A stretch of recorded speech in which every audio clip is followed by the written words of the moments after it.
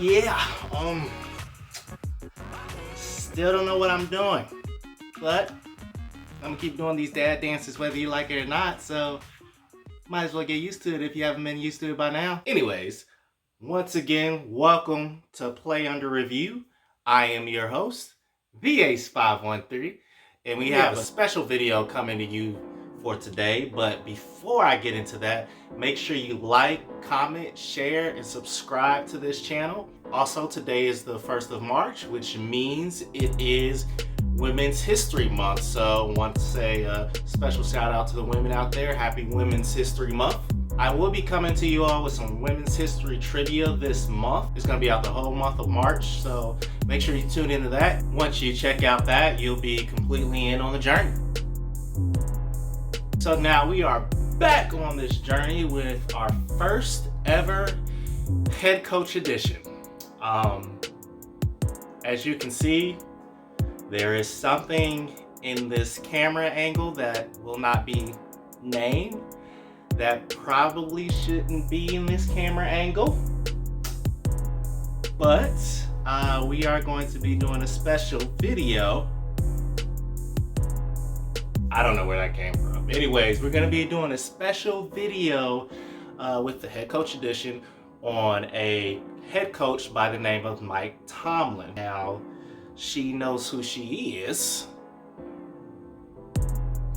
As you all could probably guess, this is a special birthday shout out to her. So, like I said, we will be discussing a current football head coach. He's not a past football head coach. He's still employed with the Pittsburgh Steelers. This time I will be discussing the teams that he coached for, the success that he's had at various coaching positions, and why I believe he's an unappreciated NFL legend. So like I said earlier, Mike Tomlin is a head coach for the Pittsburgh Steelers. He's been the head coach for the Pittsburgh Steelers for the past 14 years.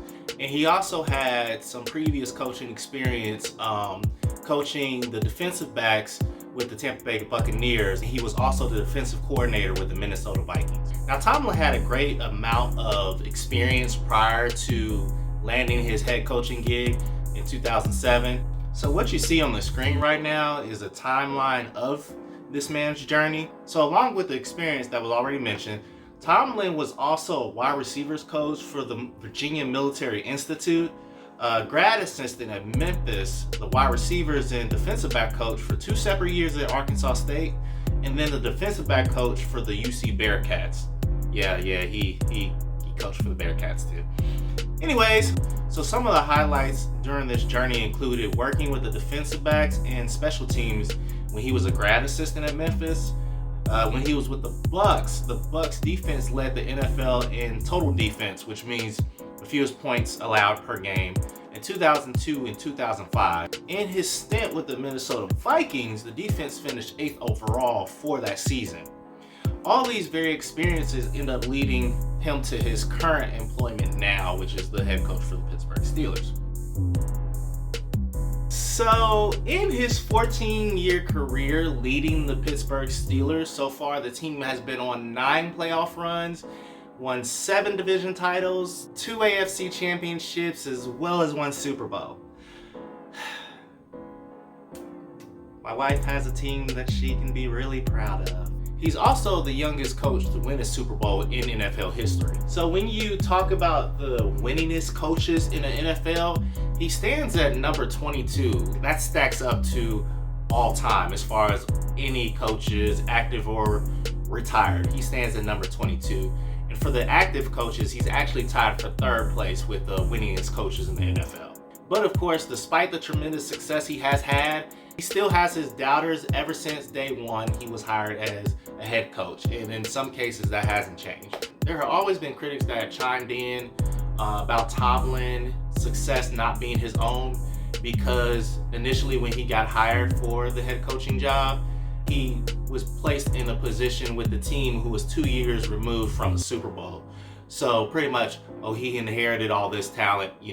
His wins and his, success that he's had is not his own. I mean, articles came out about, the upset that occurred in 2017 when the Steelers lost to the Jags, where some minority owners were trying to press the majority owner. like that's ever gonna happen. But they were trying to press him to fire Mike Tomlin after that upset. In 2016, Steelers great Terry Bradshaw even talked about how he didn't believe Mike Tomlin was a great coach, but he believed that he was a great cheerleader guy, whatever that means. But at this point now, being the Steelers coach for over a decade, and him, working with the general manager that draft players like Lamar Woodley, Marquise Pouncey, Antonio Brown, Mike Wallace, Emmanuel Sanders, TJ Watt. To me, it means that at this point in time, you put your stamp on the organization. You can't really, credit Mike Tomlin's success to his past predecessor when he's been the freaking head coach for 14 years. Over a decade, won't be that long until he gets, closer to 2 decades. So I would think now, his success would be his own, even if he did inherit a Super Bowl team. He's come and placed his stamp on, what this team is now. Oh, yeah, he's never had a losing season either, so I think that counts for something too. So, thank you all. This has been my review on Mike Tomlin. I hope a certain subscriber enjoys this video. Next week, we will be talking about a player by the name of... I haven't even picked who we will be talking about next week. I ain't gonna lie to y'all. Got a list, still thinking about who I want to pick. Anyways, maybe I'll let y'all know sometime this week. Maybe not. Who knows? Either way, there's a player coming to you next week. Another unappreciated legend.